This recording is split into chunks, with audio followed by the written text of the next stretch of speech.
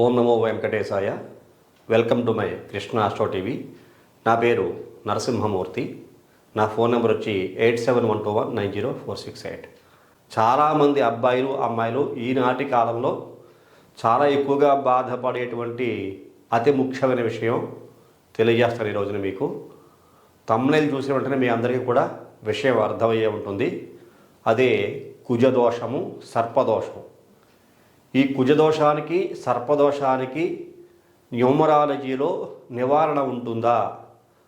మనకి జ్యోతిష్ శాస్త్రాన్ని బట్టి నివారణోపాయాలు, ఈ కుజదోష పరిహారాలు, ఇంకా అనేక రకాల శాంతి పరిహార ప్రక్రియలు చేస్తూ ఉంటాం. ఈ సర్ప శాంతి, కుజదోష పరిహారాలు చేయించుకుంటూ ఉంటాం. కానీ న్యూమరాలజీలో దానికి ఏమైనా రెమెడీ ఉందా అంటే కొన్నింటికి పూర్తి రెమెడీ, పరిపూర్ణమైనటువంటి పరిష్కారం కొన్ని సందర్భాల్లో జాతకాన్ని ఆధారం చేసుకుని దొరుకుతుంది, కానీ ఓన్లీ న్యూమరాలజీలో దొరుకుతుంది అని చెప్పలేము. కొంతమందికి అదృష్టం బాగుంటే ఆ సంఖ్యాబలాలు బాగా కలిసి వచ్చి ఆ యొక్క పరిష్కారం అనేటువంటిది బాగా దొరుకుతుంది. కొంతమందికి తక్కువ పర్సంటేజ్ దొరుకుతూ ఉంటుంది. అలాంటి వ్యక్తులే జీవితంలో చాలా వరకు ఎక్కువ స్ట్రగుల్ అయ్యేటువంటి అవకాశాలు కనపడుతూ ఉంటాయి. ఈ విషయం గురించి పూర్తిగా విశదీకరిస్తాను ఈ రోజున మీకు. శ్రద్ధగా చూడండి. కుజదోషంతో బాధపడేటువంటి వ్యక్తి ప్రతి ఒక్కరికి కూడా ఈ కార్యక్రమం బాగా ఉపయోగపడుతుంది అనుకుంటున్నాను.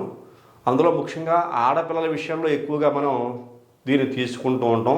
ఎవరైనా ఒకటే, ఆడపిల్లైనా మగపిల్లైనా. కాకపోతే ఆడపిల్లల విషయంలో ఎక్కువగా తీసుకుని ఆలోచిస్తాం కాబట్టి ఆడపిల్లకి సంబంధించినటువంటి కుజదోష పరిహారం, సర్పశాంతి పరిహారం మనం ఒకసారి ఆస్ట్రాలజీ, న్యూమరాలజీ రెండు కూడా లింకప్ చేసి నేను మీకు విశదీకరిస్తాను. ముందుగా ఈ అమ్మాయి యొక్క డేట్ ఆఫ్ బర్త్ రాస్తున్నాను నేను. ఈ డేట్ ఆఫ్ బర్త్ ఎలా ఉంది, దాంట్లో ఉండేటువంటి ఎనర్జీ లెవెల్స్ ఎలా ఉన్నాయి మనం రాద్దాం. ఇక్కడ మీకు ముందు డేట్ ఆఫ్ బర్త్ రాస్తున్నాను చూడండి. 9వ నెల 9వ తారీఖు 1989లో పుట్టిన ఈ అమ్మాయి. 9వ తారీఖు అంటే 9, 9వ నెల అంటే 9, 1989, 10, 2018, 26, 27 అంటే మళ్ళా మైన్ అగైన్ 9, 10, 19, 27, 27, 36, 45 ఇలా చూసుకుంటే 45 అంటే ఇక్కడ మనకి అగైన్ 9 వచ్చింది. చూసారా, మొత్తం రూలింగ్ అంతా కూడా 9 కనబడుతోంది ఓవరాల్గా. ఎటు చూసినా 9, 9, 90, 80, 9 ఈ రకంగా. మరి దీనికి బర్త్ నెంబరు, డెస్టినీ నెంబర్ చూసుకుంటే దీనికి బర్త్ నెంబర్ 9 అయింది, డెస్టినీ నెంబర్ 9 అయింది. అలాగే ఏంజిల్ నెంబర్ తీసుకుంటే ఈ అమ్మాయికి 5 అయ్యింది. ఈ రకంగా మనకి ఈ యొక్క డేట్ ఆఫ్ బర్త్లో birth number, destiny number, angel number కనపడుతున్నాయి. ఈ అమ్మాయి యొక్క పేరు ఏమిటి అని నేను మీకు రాసి చూపిస్తాను. ఇక్కడ ఈ అమ్మాయి పేరు లలిత, LALITHA, లలిత. ఈ పేరు 1 2 3 4 5 6 7 అక్షరాల్లో ఉంది. దీన్ని మనం న్యూమరాలజీ ప్రకారంగా ఒకసారి క్యాల్కులేట్ చేస్తే వచ్చిన వాల్యూ ఏమిటి? లలితాలో నెంబర్ 18 ఉంది, లలితాలో నెంబర్ 27 ఉంది, లలితాలో పిరమిడ్ నెంబర్, ఇది ఇప్పుడు చాలా కీరోలు పోషిస్తూ చెప్తుంటాను నేను, నెంబర్ 12 ఉంది లలితాలో. 18 అంటే అగైన్ 9, 27 అంటే అగైన్ 9, 12 అంటే 3. అంటే ఇది చాల్డియన్ సిస్టంగా తీసుకుంటాం, ఇది పైథాగరస్గా తీసుకుంటాం, ఇదే పిరమిడ్. మరి ఇలాంటి ఓవరాల్గా 9 రూల్ చేస్తాం చూసారా. లలిత అనే పేరు 7 అక్షరాలు. ఇది కేతుగ్రహానికి ప్రతీక. 9 అంటే ఇది కుజగ్రహానికి ప్రతీక. 9 ఎక్కడ వచ్చినా కుజుడే. ఇక్కడ 5 అంటే మళ్ళీ మనకి ఇది బుధగ్రహానికి ప్రతీక. అంటే ఎంఐ జాతకంలో పిరమిడ్ నెంబర్ తీసుకుంటే ఇక్కడ గురుడు. ఓవరాల్గా అవే కనపడుతున్నాయి చూసారా. కుజుడు, గురుడు, కేతువు, బుధుడు ఈ ప్లానెట్సే కనపడుతున్నాయి. ఎక్కువ మోస్ట్ ఆఫ్ ద టైం కుజుడే. కుజుడు ఎక్కువ చూసుకున్నా కుజ ప్రభావం చాలా ఎక్కువగా ఉంది. ఈ అమ్మాయి జాతక చక్రం వేసి చూస్తారు మీకు. ఈ అమ్మాయి ఎప్పుడు పుట్టిందో చూద్దాం. భాద్రపద మాసము శుద్ధ నవమి, భాద్రపద శుద్ధ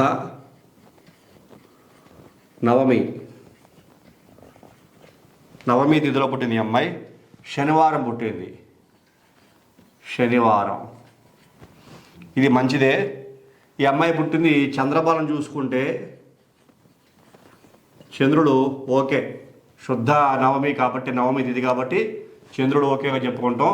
దీనివల్ల పెద్దగా సమస్య అయితే ఏం లేదు. ఈ అమ్మాయి పుట్టిన నక్షత్రం ఏమిటి? మూలా నక్షత్రం. మూలా నక్షత్రం ధనుస్సు రాశిలో ఈ అమ్మాయి పుట్టింది. ధనుస్సు రాశి. లగ్నం చూసుకుంటే కనుక కుంభలగ్నం అయింది. కుంభ లగ్నంలో ఈ అమ్మాయి పుట్టడం అయితే జరిగింది. ఈ రకంగా పుట్టిన ఈ అమ్మాయికి జాతచక్రం వేస్తారు. ఇక్కడ మీకు జాతచక్రంలో ఉండేటువంటి దోషాలు ఏమున్నాయి, యోగాలు ఏమున్నాయి అనేటువంటి విషయం క్లియర్గా మనకి అర్థమవుతుంది. కుజుదోష నివారణ ఈ అమ్మాయికి ఏమైనా ఉందా, కుజుదోషం లేదా అని మనం పరిశీలన కూడా చేసుకోవచ్చు. ఈ అమ్మాయి జాతచక్రంలో లగ్నం చూసుకుంటే కుంభలగ్నం అయింది. లగ్నమందు రాహు ఉన్నాడు. తర్వాత మిథురాశి యందు గురుడు ఉన్నాడు. సింహరాశి యందు రవి, కుజుడు, కేతువు ఈ గ్రహాలు ఉన్నాయి. బుధుడు స్వక్షేత్రమందు ఉన్నాడు, ఉచ్చక్షేత్రగతుడై. శుక్రుడు స్వక్షేత్రమందు ఉన్నాడు. ఇక్కడ చంద్రుడు, శని రాశి యందు ఉన్నారు. ఇది రాశి ధనుష్ రాశి. కుంభలగ్నం, అలాగే మీనలగ్నం 2, 3 మేషం, 4 వృషభం, 5 మిథునం, 6 కర్కాటకం, 7 సింహం, 8 ఏమో కన్య, 9 తుల, 10 చూసుకుంటే వృశ్చికం, 11 ధనుస్సు, 12 మకరం. ఈ రకంగా రాశి ప్రకారంగా చూసుకుంటే ఈ అమ్మాయి ధనుస్సు రాశి, 2 మకర రాశి, 3 కుంభరాశి, 4 మీనరాశి, 5 మేషరాశి, 6 వృషభ రాశి, 7 మిథున రాశి, 8 కర్కాటక రాశి, 9 సింహరాశి, 10 కన్యా రాశి, 11 ఈ అమ్మాయికి తులారాశి, 12 వృశ్చిక రాశి. ఈ అమ్మాయి పుట్టడంతో ఇలాంటి ఈ యొక్క తారీఖు, నెల, సంవత్సరం ఈ అమ్మాయి పుట్టిన లలిత అని పేరు పెట్టారు. సరే, ఇలాగ ఈ పుట్టిన వెంటనే తండ్రికి ఐశ్వర్యం పట్టుకుంది. వాళ్ళు సామాన్యమైన కుటుంబంలో ఉండేటువంటి వ్యక్తులు. ఈ అమ్మాయి ఎలా పుట్టగానే మహదైశ్వర్యం పట్టుకుంది. ఈ అమ్మాయి పుట్టిన వెంటనే వాళ్ళు ఇష్టదైవం ఈ లలితాదేవి పేరు పెట్టుకుందాం అనుకున్నారు. లలితాదేవి పెట్టుకున్నారు. లక్ష్మీ కటాక్షం కలుగుతుంది, లలితాదేవి పేరు పెట్టారు. అలాగే బ్రాహ్మణికి ఎవరికో చూపించారు జాతకం కూడా. సరే, ఈ పేరు వాళ్ళు కూడా ఆమోదించి లలితాన్ని పెట్టుకోండి బాగుంటుందని చెప్పారు. ఇష్టదైవం కూడా అని చెప్పేసి అని ఆ పేరు పెట్టుకున్నారు. మీ ఇంట లక్ష్మీదేవి పుట్టిందని చెప్పారు. ఆ రోజుల్లో సంతోషించారు. అలాగే నిజంగానే ఈ ఇంట ఆ తల్లిదండ్రులకి లక్ష్మీదేవే పుట్టింది. ఎందుకో తెలుసా మీకు? అలాంటి యోగాలు, లక్ష్మీ కటాక్షం, సిరి సంపదలు కురిపించేటువంటి శక్తి కలిగిన అమ్మాయి ఈ అమ్మాయి. ఈ అమ్మాయి ఏ ఇంట్లో అయితే ఉంటుందో ఆ ఇంట్లో ఎటువంటి లోటు ఉండదు. చాలా అద్భుతాలు జరుగుతాయి. చాలా చాలా అద్భుతాలు జరుగుతాయి. మట్టిలో పుట్టిన మాణిక్యం అన్నమాట. చిన్న కుటుంబంలోకి వెళ్ళినా వాళ్ళు నిజంగా ప్రపంచ ప్రఖ్యాతిగాంచిన వ్యక్తులుగా, అలాగే ఐశ్వర్య మదమోహితులుగా తయారైపోతారు. ఇంతింతే వటుడింతే అన్నట్టుగా అలాంటి స్థితికి వెళ్ళిపోతారు. అలాంటి యోగాలు కనపడుతున్నాయి. కాకపోతే దోషాలు కూడా అదే లెవెల్లో ఉన్నాయి అమ్మాయి వ్యక్తిగత జీవితంలో చూసుకుంటే. మరి యోగాలు చూసుకుంటే కనుక ముందు లగ్నం కుంభలగ్నానికి భాగ్యాది స్వక్షేత్రం ముందు శుక్రుడు చాలా బాగున్నాడు. బుధుడు ఉచ్చక్షేత్ర గతులై ఉన్నాడు. అలాగే చంద్రబలం కూడా బాగానే ఉంది, నాట్ బ్యాడ్. మిత్రక్షేత్రం ముందు మీకు లగ్నాధిపతి లాభస్థానం ముందు ఇక్కడ శని కూడా చాలా బాగున్నాడు, 11వ ఇంట. లగ్నానికి పంచమంలో గురుడు సూపర్, మిథున క్షేత్రమైనా సరే. ఈ గురుడు మరలా మీకు సప్తమ దృష్టితోటి ధనుస్సు రాశిని చూస్తున్నాడు. ఈ గురుడు 1, 2, 3, 4 పంచమ దృష్టితోటి శుక్రుడు చూస్తున్నాడు తులారాశిని.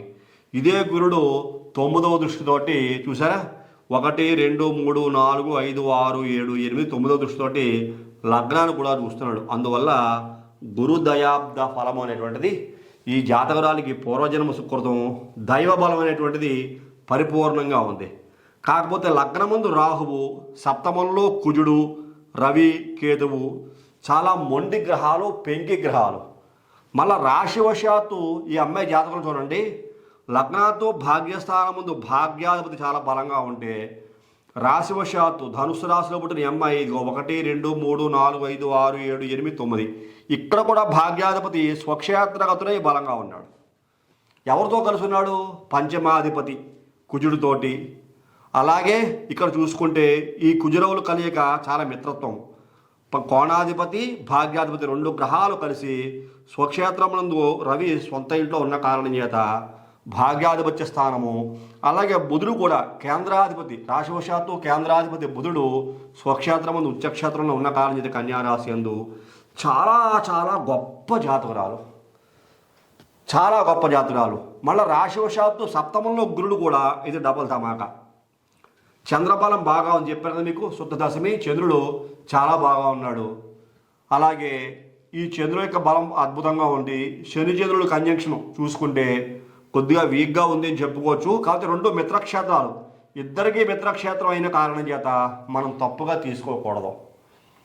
ఇక్కడ నేను చెప్తున్న సబ్జెక్ట్ ఏమిటి, మీరు చెప్పిన మ్యాటర్ ఏమిటి అని మీరు అనుకోవద్దు, అదే చెప్తాను మీకు. ముందర యోగాలు చెప్తున్నా, లక్ష్మీ కటాక్షంతో ఎలా పుట్టింది అనే విషయం చెప్పడం కోసం ఇన్ని యోగాలు చెప్తున్నా. లగ్నానికి పంచమంలో గురుడు, ఈ గురుడు లగ్నాన్ని చూస్తున్నాడు, గురుడు పంచమ దృష్టితో శుక్రుడు చూస్తున్నాడు. అలాగే లగ్నానికి భాగ్యాధిపతి భాగ్యస్థానం ముందు, రాశివశాత్తు చూసుకుంటే కేంద్రాధిపతి స్వక్షేత్రంలో, లాభాధిపతి స్వక్షేత్రంలో, అలాగే భాగ్యాధిపతి స్వక్షేత్రంలో, పంచమ భాగ్యాధిపతులు కలయిక, సప్తమంలో గురుడు. ఓవరాల్గా చూసుకుంటే ఇది 200% అదృష్టవంతమైన జాతకం, లక్కీ పర్సన్ ఈ అమ్మాయి 200%. ఇలాంటి అమ్మాయి ఏ ఇంట్లో ఉంటుందో సమస్తమైన సిరి సంపదలు ఆ ఇంటికి వస్తాయి. అష్టసిద్ధులు నవనిధులు ఆ ఇంట్లో కొలువై ఉంటాయి. అలాంటి మహదైశ్వర్యవంతురాలుగా ఉండేటువంటి సాక్షాత్తు లక్ష్మీ స్వరూపంగా భావించేటువంటి చాలా అందమైన అమ్మాయి, సుగుణవతి, సమస్తమైనటువంటి అదృష్టాలు ఈ అమ్మాయికి ఉన్నాయి, ఒక్క విషయంలో తప్పించి. అదే నేను హెడ్డింగ్ పెట్టా మీకు, సర్పదోషం, కుజదోషం. ఆ దోషం ఈ అమ్మాయికి కూడా 200% ఉంది.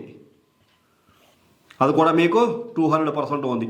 ఇదేమో సక్సెస్ ఉంటే అదృష్టం, దురదృష్టం కూడా 200% ఉంది. వ్యక్తిగతమైన జీవితంలో అది చాలా ఎవరు కూడా తీర్చలేనటువంటి లోటు, ఎవరు కూడా తీర్చలేరు. ఎందుకోసం తెలుసా మీకు? లగ్నమందు రాహువు చాలా పెంకి లక్షణాలు ఉంటాయి. సప్తమాధిపతి స్వక్షేత్రం, మంచి భర్త వస్తాడు. కుజుడు ప్లస్ కేతువు సప్తమంలో, అంటే 3 కూడా కుజుడు, కేతువు, రాహువు సర్పగ్రహాలు. దీన్ని సర్పదోషంగా చెప్పుతూ ఉంటాం. సర్పదోషం ఉంది. గురుడు లేకపోతే కాలసర్పదోషం భయంకరంగా ఉండేది. గురుడు బయట ఉండబట్టి ఆ కాలసర్పదోషం కొంచెం తగ్గింది. లగ్నానికి పంచమంలో గురుడు లగ్నాలు చూస్తున్న కారణం చేత కొంచెం కంట్రోల్ అయితే అవుతుంది. అయినప్పటికీ ఇవి చాలా బలమైన పాపగ్రహాలైన కారణం చేత సింహరాశి యందు కుజదోషం ఉండదో చెప్పుకుంటాం. అయినప్పటికీ సప్తమాధిపతే. ఇవన్నీ కూడా అగ్నికారకత్వ గ్రహాలు. రవి అగ్నికారకత్వమే, కుజుడు అగ్నికారకత్వమే. కేతువు తెలివితేటలు ఉన్నప్పటికీ కూడా కుజవత్ కేతువు అని చెప్తాం. కాబట్టి ఈ 3 కూడా అగ్నికారకత్వ గ్రహాలుగా మనం కన్సిడర్ చేస్తాం. ఈ అగ్నికారకత్వ గ్రహాలు వ్యక్తిగత జీవితాన్ని ధ్వంసం చేసేస్తాయి. అలాగే రాహుతో కూడా కలిసి ఈ అమ్మాయి సంపూర్ణ కుజదోషము, సంపూర్ణ సర్పదోషంతో బాధపడుతూ ఉంటుంది. అందువల్ల అంటే భార్యాభర్తల మధ్యన కలయిక సఖ్యత సుమారుగా చూసుకుంటే 0 అని చెప్పుకోవచ్చు. అది చాలా పెద్ద మైనస్ పాయింట్. యోగ్యత ఎందుకు ఉండదు అంటే లేదు అందులో. సప్తమంలో ఇలాంటి గ్రహాలు ఉండకూడదు. లగ్నమందు రాహువు, అలాగే లగ్నాన్ని కూడా శని చూస్తూ ఉన్నాడు స్వక్షేత్రాధిపతి అయినప్పటికీ కూడా. ఇంకా చూసుకుంటే అనేక రకాల మిస్టేక్స్ మనకి కనపడుతూ ఉంటాయి. ఎందువల్ల ఇక్కడ మళ్ళా మనకి కుజుడు అష్టమ దృష్టితోటి గురుని యొక్క స్థానాన్ని మిత్రక్షేత్రమైనా కూడా ధన కుటుంబ వాక్స్థానాన్ని కుజుడు చూస్తున్నాడు. అష్టమ దృష్టితోటి సింహరాశి యందు ఉండేటువంటి కుజుడు ఓవరాల్గా చూసుకుంటే రాశివశాత్తు అయిన లగ్నాత్తు అయినా చాలా చాలా దోషప్రదురాలుగా ఈ జాతకం కనపడుతోంది. వాళ్ళు నా దగ్గరికి వచ్చారు, గురువుగారు మా అమ్మాయి వివాహం చేసాము కానీ ఎటువంటి సంతోషము లేదు, చాలా ఇబ్బందులు పడుతోంది, అడ్జస్ట్ కాలేకపోతోంది, తన జీవితం నరకప్రాయంగా ఉంది, అన్ని రకాల ఐశ్వర్యము ఉంది, మంచి చదువు ఉంది, ఐశ్వర్యం ఉంది, అందం ఉంది, ఎన్నో రకాల సుఖ సంతోషాలు అమ్మాయికి కలుగుతున్నాయి ఒక్క భర్త ద్వారా తప్ప.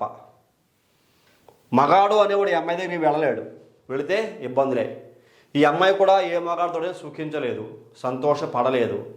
సంతోషపడే అదృష్టం ఈ అమ్మాయికి అది ఒక్కటే లోపంగా కనపడుతోంది.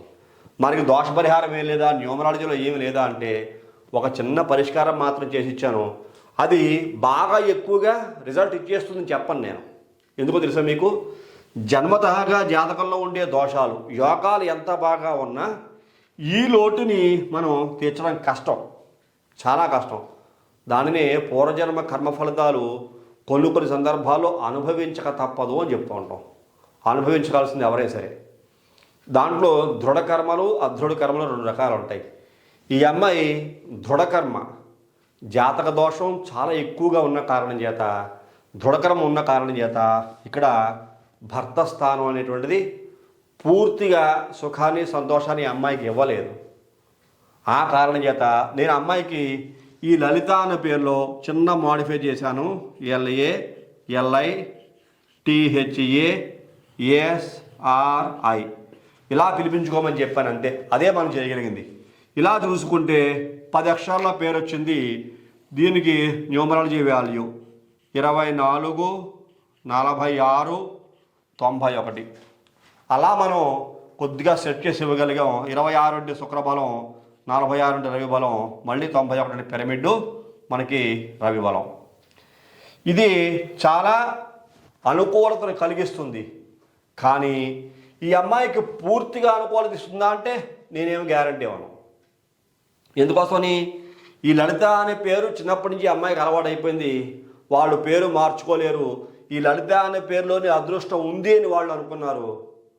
ఆ లలితాదేవి మా ఇంటికి వచ్చింది, లక్ష్మీ కటాక్షం మాకు కలుగుతోంది అని చెప్పేసి ఈ పేరుని మార్చడానికి వాళ్ళు ఏ రకంగానూ కూడా ఇష్టపడలేదు. వాళ్ళు విముఖతను వ్యక్తం చేశారు అమ్మాయితో సైతంగా.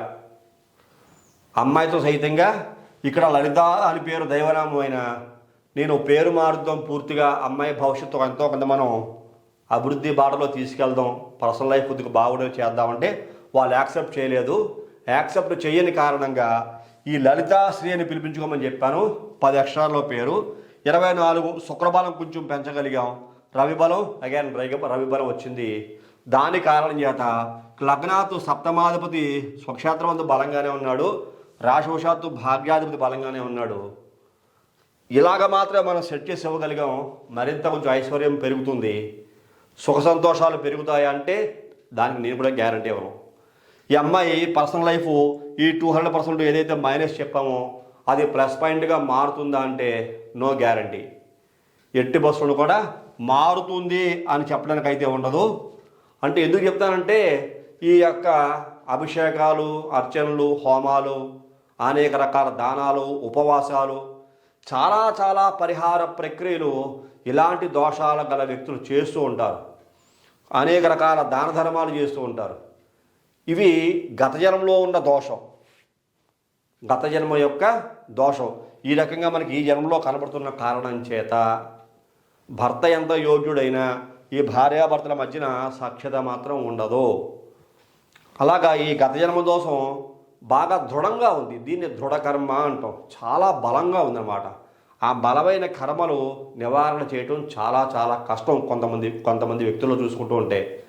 అలా కొంతమంది వ్యక్తులు ఈ అమ్మాయి ఒక్కత మనకు కనబడుతోంది. ఈ అమ్మాయితో పాటుగా ఈ అమ్మాయిని వివాహం చేసుకున్న భర్త కూడా చాలా స్ట్రగుల్ అవుతాడు. ఐశ్వర్యం ఉంటే ఉండొచ్చు, డబ్బు ఉండొచ్చు, లగ్జరీ ఉండొచ్చు, అందం ఉండొచ్చు, ఇతరత్ర వైభవపేతమైన జీవితం 200% వాళ్ళకి కలగచ్చు కాక. కానీ ఈ వ్యక్తిగత జీవితంలో మాత్రం అనేక రకాల సమస్యలు ఫేస్ చేయక తప్పని పరిస్థితి కనబడుతోంది. ఈ రకంగా న్యూమరాలజీ మనకి నేమ్ మాడిఫికేషన్ చేసిన ఈ లలితాశ్రీ చాలా రకాలుగా నేను ట్రై చేశాను. యాడాన్స్ అంటాం. ఈ లలితకి ఇంకా అనేక రకాల పేర్లు నేను వాళ్ళకి కలిపి ఇవ్వడం జరిగింది. వాళ్ళు కూడా యాక్సెప్ట్ చేయలేదు, అమ్మాయి కూడా యాక్సెప్ట్ చేయలేదు. ఇవన్నీ కూడా వాళ్ళకి ఎక్స్ప్లెయిన్ చేసిన తర్వాత ఒక్క శ్రీయాన్ని మనకి పేరు వాళ్ళకి ఎటువంటి నేమ్ కరెక్షన్ దీంట్లో లేదు చూసారా, LALITHASRI లలితాశ్రీ అనే ఇదే స్పెల్లింగు ఈ అమ్మాయికి పెట్టించిన ద్వారా వాళ్ళు కొద్దిగా సాటిస్ఫై అయ్యారు, హ్యాపీ అయ్యారు. ఈ పేరు వాళ్ళు తీసుకుని వెళ్ళారు. ఇలాగ లలితాశ్రీని పిలిపించుకోమన్నాను, పిలిపిస్తున్నారు. అందరూ కూడా అదే పేరుతో పిలుస్తున్నారు. అమ్మాయి కూడా అలాగే పిలిపించుకుంటుంది. అంతకుముందు లలిత అంటే ఇప్పుడు లలితాశ్రీ అని పిలుస్తున్నారు. ఏదో కొద్దిగా ఒక 10 to 20% లైఫ్ ఏదో కొద్దిగా బాగుందని చెప్పారు, నేను విన్నా. అది పూర్తిగా మారిపోతుందని నేను కూడా ఆ రోజు చెప్పలేదు. ఇలాగ కొన్ని దోషాలు, పూర్వజన్మ దోషాలు బలంగా ఉంటే అవి పట్టి పీడిస్తాయి. వాటి యొక్క దోషం ఖచ్చితంగా అనుభవించక తప్పదు అని చెప్పేసి ఈ సందర్భంగా మీకు తెలియజేస్తాను.